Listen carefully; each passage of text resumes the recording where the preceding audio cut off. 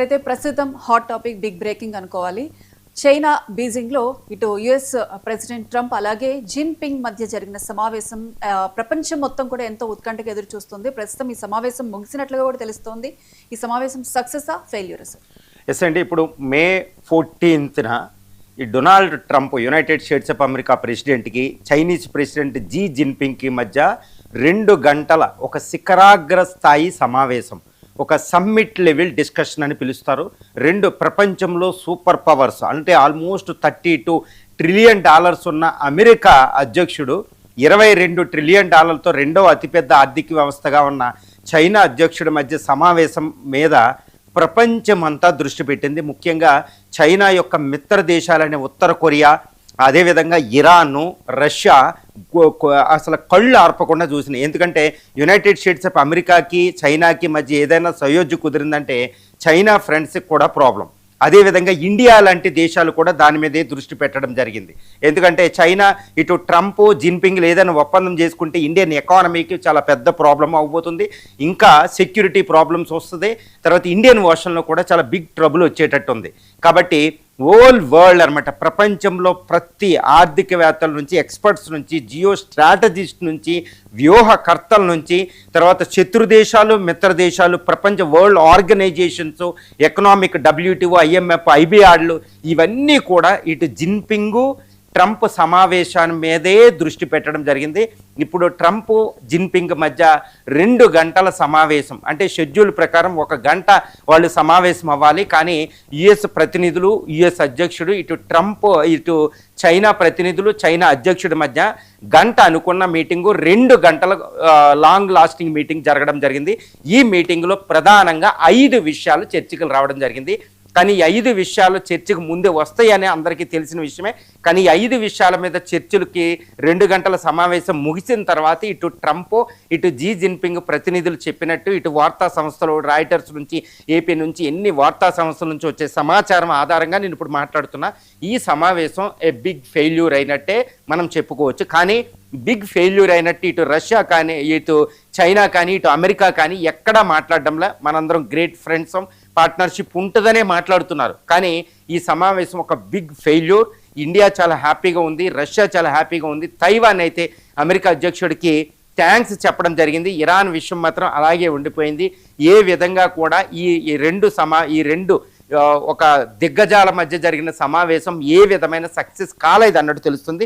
ముఖ్యంగా వీళ్ళిద్దరి మధ్య 2 గంటల ఒక సుదీర్ఘ సమావేశం జరిగితే ఇప్పుడు ట్రంప్ జిన్పింగ్ల మధ్య 5 విషయాలు ప్రధానంగా చర్చకు రావడం జరిగింది. ఈ 5 విషయాల్లో ఫస్ట్ది ఏంటంటే ఒక తైవాన్ ఇష్యూ అనమాట, తైవాన్ ఇష్యూ.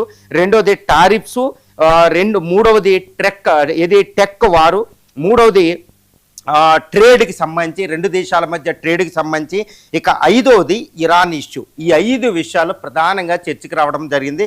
ముఖ్యంగా ఏంటంటే తైవాన్ ఇష్యూ మీద యునైటెడ్ స్టేట్స్ ఆఫ్ అమెరికాకి చైనా బిగ్ వార్నింగ్ ఇవ్వడం. ఒకవేళ నువ్వు అనవసరంగా తైవాన్ విషయంలో జోక్యం చేసుకుంటే ఇది 3వ ప్రపంచ యుద్ధానికి దారితీస్తుంది, ఇది చైనా అమెరికాల మధ్య ఒక బిగ్ క్లాష్ అవ్వబోతుంది, అన్అవాయిడబుల్ క్లాష్ అవ్వబోతుంది అంటూ డైరెక్ట్గా ట్రంప్కి జీ జిన్పింగ్ సమావేశంలో ముఖం మీద వార్నింగ్ ఇచ్చినట్టు తెలుస్తుంది. కాబట్టి ఈ సమావేశం ఇక్కడ యుఎస్ ఏంటంటే నేను ఎట్టి పరిస్థితుల్లో తైవాన్కే సపోర్ట్ చేస్తానని స్టాండ్ తీసుకోవడం అంతకు ముందున్నదే కన్ఫర్మ్ చేసింది. కాబట్టి ఇటు చైనా అమెరికాల మధ్య ఈ సమావేశంలో మొట్టమొదటి విషయమే పెద్ద గల్ఫ్ని క్రియేట్ చేసింది, పెద్ద అగాధాన్ని క్రియేట్ చేసింది. కాబట్టి ఈ సమావేశం విఫలం అవ్వడానికి ప్రధానమైన కారణం. ఎందుకంటే చైనా చాలా అప్పర్ హ్యాండ్లో ఉండి తైవాన్ విషయంలో ఏదైనా కన్సెషన్ కోసమే ఈ విషయాన్ని అక్కడ రైట్ చేసినట్టుంది. కానీ ఈ సమావేశం ఫెయిల్ అవ్వడానికి ఇది ఒకటో అతిపెద్ద కారణంగా చెప్పొచ్చు. ఇక రెండో విషయం ఏంటంటే ఇరాన్ కాన్ఫ్లిక్ట్కి రావడం. తర్వాత జీ జిన్పింగ్ ఏం చెప్తున్నారంటే ఇరాన్ యుద్ధాన్ని ఆపడానికి నాకు చైనా హెల్ప్ ఏమాత్రం అవసరం లేదని చెప్పడం. దీన్ని చైనా ఏంటంటే ఇరాన్ దగ్గర శాంతి ఉండాలి, సెక్యూరిటీ ఉండాలి, హార్ముజ్ స్ట్రైట్ ఓపెన్ చేయాలనే మాట్లాడింది. కానీ ఇక ఏమాత్రం కూడా ఇరాన్ని బొజ్జగించి నేను ఆపుతానని ట్రై చేయలే. కానీ అమెరికా విదేశాంగ శాఖ మంత్రి రూబీ ఏమంటున్నారు, చైనా హెల్ప్ మేము తీసుకుంటామని. కానీ ట్రంప్ మాత్రం చైనా హెల్ప్ నాకు ఎటువంటి అవసరం లేదు, ఇరాన్ యుద్ధాన్ని నేనే ఆపగలుగుతాను, దానికి సరిగ్గా సమాధానం చెప్పగలను. కాబట్టి ఇరాన్ యుద్ధం అనే దానికి ఇరాన్కి చైనా హెల్ప్ చేస్తుంది కాబట్టి ఇరాన్ని ఆపగలిగేది చైనా కాబట్టి ఇక్కడ ఏదో కుదిరిపోతుందని అనుకున్నాం. కానీ ఈ సమావేశం అటు ఇటు కాకుండా ఇరాన్ విషయంలో సరిగ్గా రాకపోవడం, ఎందుకంటే ట్రంప్ ఈ యుద్ధాన్ని ఆపడానికి ఇరాన్ని బుజ్జగించి శాంతి ఒప్పందం కోసం చైనా హెల్ప్ తీసుకోకూడదని డిసైడ్ అయినట్టు తెలుస్తుంది. కాబట్టి ఈ ఇరాన్ విషయం మీద కూడా ఈ ట్రంప్ జీ జిన్పింగ్ సమావేశంలో సయోధ్య కుదరలేదు. కాబట్టి ఇది ఒక రెండవ అతిపెద్ద బిగ్ ఫెయిల్యూర్ ఈ సమావేశానికి అనేది నేను చెప్పగలుగుతాను. తర్వాత టారిఫ్, టెక్ వారు, తర్వాత ట్రేడ్, ఇవన్నీ కంబైన్డ్గా ఉంటాయి. ఈ టారిఫ్స్కి సంబంధించి ట్రంప్ రెండోసారి అధికారంలోకి వచ్చిన తర్వాత అమెరికా చైనా మీద విధించిన టారిఫ్లు 145%, అతి ఎక్కువగా. అది ఇండియా మీద 50% అయితే 145% చైనా మీద విధించాడు. కానీ ఈ మధ్యన ఇది తగ్గింది. కానీ కొన్ని ప్రొడక్ట్స్ మీద ఇంకా హయ్యెస్ట్ టారిఫ్స్ ఉన్నాయన్నమాట. ఆ టారిఫ్లు తగ్గించమని యునైటెడ్ స్టేట్స్ ఆఫ్ అమెరికాని జీ జిన్పింగ్ అభ్యర్థించడం జరిగింది. కానీ యునైటెడ్ స్టేట్స్ ఆఫ్ అమెరికా ఏం చెప్తుందంటే మాకు ట్రేడ్, ముఖ్యంగా soybean, air craft, Boeing air craft నువ్వు ఎక్కువ ఇంపోర్ట్ చేసుకోవాలి, అమెరికన్ గూడ్స్ ఎక్కువ కొనాలి, ఎందుకంటే మన ఇద్దరి మధ్య ట్రేడ్ అనేది $200 బిలియన్ ట్రేడ్ డెఫిషిట్ ఉంది మాకు. అది మాకు చాలా పెద్ద ప్రమాదం మా ఎకానమీకి, ఎందుకంటే మేము ఎక్స్పోర్ట్ చేసేవి కేవలం $106 బిలియన్, కానీ నీ నుంచి మేము కొనుక్కునేవి $300 దాకా ఉన్నాయి, 310. కాబట్టి $200 బిలియన్ ట్రేడ్ టారిఫ్ డెఫిషిట్ ఉంది. ఈ అంతరాన్ని పోడ్చాలంటే మీ మార్కెట్ని మా ప్రొడక్ట్స్కి ఓపెన్ చేయండి, ముఖ్యంగా సోయాబీన్, బోయింగ్ ఎయిర్ క్రాఫ్ట్, ఇంక ఇలాంటివని. చైనా ఏం చెప్తుందంటే మీ నుంచి మాకు హైటెక్ సెమీ కండక్టర్స్ మాకు ఎక్స్పోర్ట్ చేయండి, మీరు దాని మీద ట్రేడ్ బ్యారియర్స్ పెట్టడం మంచిది కాదు, ఇది పద్ధతి కాదు, యుఎస్ WTO రూల్స్కి విరుద్ధమని మాట్లాడుతుంది. ఈ విషయం మీద ఇంకా సయోధ్య కుదరవలసిన అవసరం ఉంది. అంత ఈజీగా ఇది జరిగే అవకాశం లేదు. ఎందుకంటే United States of America president తనతో ఒక అతి పెద్ద ప్రతినిధి బృందాన్ని తీసుకెళ్లడం జరిగింది. ఎంత తీసుకెళ్ళాడంటే టెస్లా, స్పేస్ ఎక్స్, తర్వాత నివిడియా అని, తర్వాత యాపిల్, ఇలా BlackRock, almost 100 companies, top US companies నుంచి వాళ్ళ సీఈఓల్ని అక్కడ తీసుకెళ్లడం జరిగింది. అక్కడ మనం చూస్తున్నాం గ్రేట్ హాల్ ఆఫ్ చైనా ముందు యుఎస్ ప్రెసిడెంట్, తర్వాత జీ జిన్పింగ్ ఒకరికొకరు పరిచయం చేసుకునేటప్పుడు టెక్ గెయిన్స్ అక్కడ నిలబడడం మనం చూస్తున్నాం. ఇటు చైనా ప్రతినిధులు, అమెరికా ప్రతినిధులు. అంటే వరల్డ్లో ఈ రెండు ఎకానమీలు కలిపితేనే ప్రపంచంలో 50% ఆర్థిక వ్యవస్థ కలిగి ఉంటుంది. యుఎస్ అయితే 25% ఆఫ్ గ్లోబల్ ఎకానమీ, చైనా అయితే almost 20% of the global economy కలిగి ఉంటాయి అనమాట. అంటే ప్రపంచంలో సగం ఆర్థిక వ్యవస్థ అక్కడే ఉంది, గ్రేట్ హాల్ ఆఫ్ చైనా దగ్గర. యుఎస్ ట్రంప్ అంటే అంత ఈజీ కాదండి, అంత గ్రేట్ పవర్స్ అవి, మిలిటరీ ఎకనామికల్ పవర్స్ అనమాట. ప్రపంచ ఆర్థిక వ్యవస్థను అతలాకుతలం చేసే కెపాసిటీ ఎలా వెళ్ళాలని సూచించారు. అందుకే సమావేశానికి అంత ప్రాధాన్యత. కానీ ఇంతమంది ప్రతినిధులు వచ్చినా చైనా అధ్యక్షుడు జీ జిన్పింగ్ అమెరికా యొక్క ఈ టెక్ సీఈఓస్తో సమావేశం కూడా జరిగింది. 2 గంటల సమావేశానికి అదనంగా ఆ సమావేశం ఇంకొక 1 అవర్ జరిగినట్టు తెలుస్తుంది. టెక్ గెయిన్స్ ఏమనుతున్నారంటే యుఎస్ యొక్క ఈ కంపెనీ యొక్క ప్రొడక్ట్స్కి చైనా యొక్క ఆర్థిక వ్యవస్థను ఓపెన్ చేయండి అని అడుగుతున్నారు. యుఎస్ ఏమిటంటే చైనా నుంచి గ్రేటర్ ఇన్వెస్ట్మెంట్ కోరుకుంటుంది, సోయాబీన్కి ఓపెన్ చేయాలి మార్కెట్. ఎందుకంటే రీసెంట్గా చైనా ఇటు బ్రెజిల్ నుంచి సోయాబీన్ కొనడం జరిగింది యుఎస్ టారిఫ్లు వేయడం వల్ల. ఇప్పుడు ఈ సోయాబీన్ చైనా కొనాలి, ఇది చాలా ఇంపార్టెంట్ అమెరికన్ మార్కెట్లో, అమెరికన్ వ్యవసాయ మార్కెట్లో. తర్వాత బోయింగ్ ఎయిర్ క్రాఫ్ట్లు కొన్ని 100,000 ఈ బోయింగ్ ఎయిర్ క్రాఫ్ట్లు China the great fastest growing economy కాబట్టి అది కొనాలని కోరుకుంటున్నాడు. కానీ ఈ రెండింటిని చైనా యాక్సెప్ట్ చేసే అవకాశం ఉంది. కానీ ఈ అమెరికా మాత్రం, అమెరికా అధ్యక్షుడు తన నేషనల్ సెక్యూరిటీ స్ట్రాటజీ ప్రకారం గ్రేట్ అమెరికా, గ్రేట్ ఎగైన్, చైనాని ఎట్టి పరిస్థితుల్లో నేను ఆపేస్తానంటూనే రెండోసారి అధికారంలోకి వచ్చాడు, చైనాని బ్రతకనివ్వననుకుంటూ.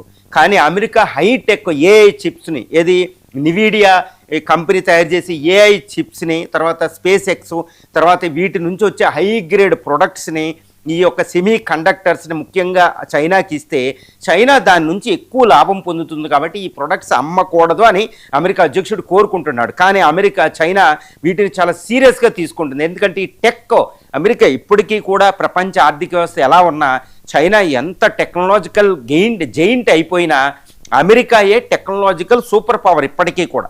కాబట్టి అమెరికా టెక్నాలజీకి యాక్సెసిబిలిటీ అనేది చైనా కోరుకుంటుంది. కానీ అమెరికా తన సూప్రమసీని కాపాడుకోవాలంటే చైనా నుంచి ఈ రివర్స్ ఇంజనీరింగ్ ఇవన్నీ నుంచి ఆ టెక్నాలజీని ఆపడానికి ట్రై చేస్తుంది. కానీ అమెరికా అధ్యక్షుడు ఆపడానికే డిసైడ్ అయినట్టు తెలుస్తుంది. ఇప్పుడు దాన్ని చైనా యాక్సెప్ట్ చేయడంలే.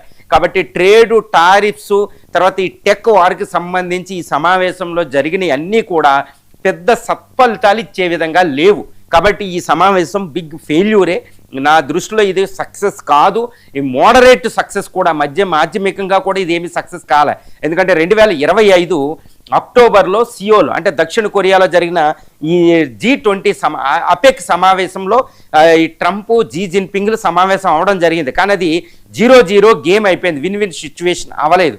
ఈ సమావేశం కూడా ఎంత ఫ్యాన్ఫేర్గా జరిగినా, ఎంత అట్టహాసంగా జరిగినా ఇది కూడా సక్సెస్ అయినట్టు ఏం కనపడం లేదు. ఎందుకంటే ముఖ్యంగా తైవాన్ విషయంలో, ఇరాన్ విషయంలో మొత్తం పూర్తిగా ఫెయిల్ అవ్వడం, ఈ టెక్, ట్రేడు, తర్వాత ఈ యొక్క టారిఫ్స్ విషయంలో కూడా పూర్తి ఒప్పందం ఏమీ కుదరలేదు. కాబట్టి ఈ సమావేశానికి అంతటి ప్రాధాన్యత లేదు.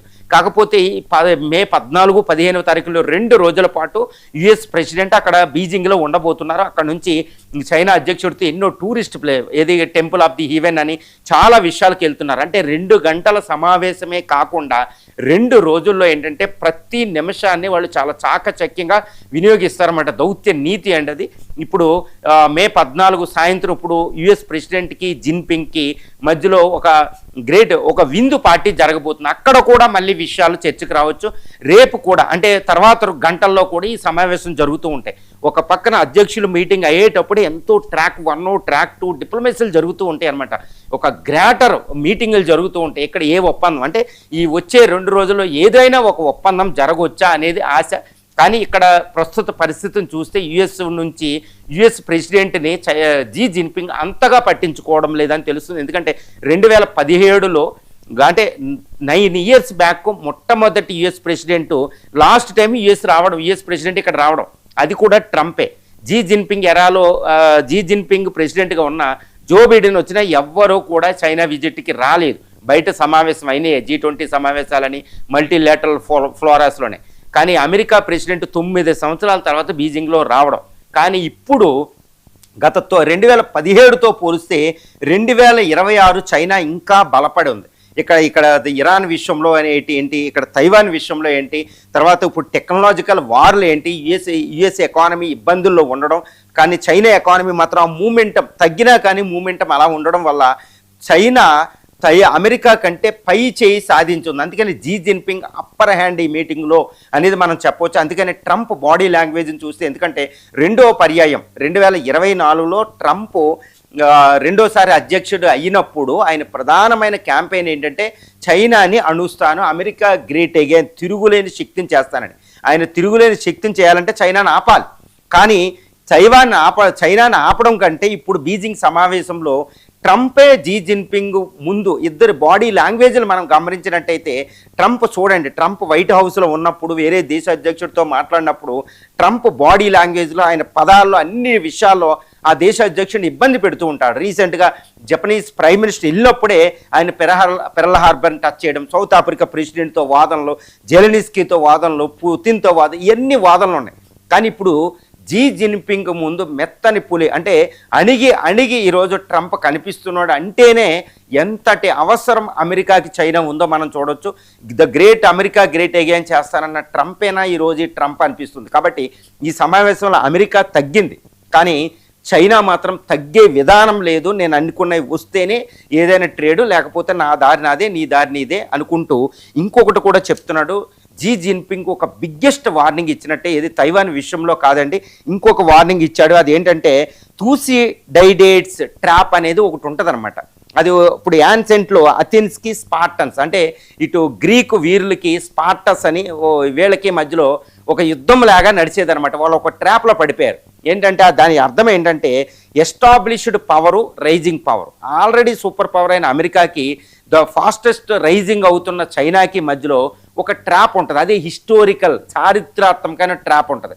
అమెరికా ఏమో చైనాని ఏదో నుంచి మా పవర్ని తీసుకుపోతుంది అనేది అమెరికా ఒక స్పెక్యులేషన్ ఉంటే, చైనా కూడా నేను ఎదిగినా కానీ అమెరికా నాకు అవకాశం ఇవ్వడం లేదని ఒకటి ఉంది. ఇలాంటి ట్రాప్లోంచి మనం బయటపడదాం.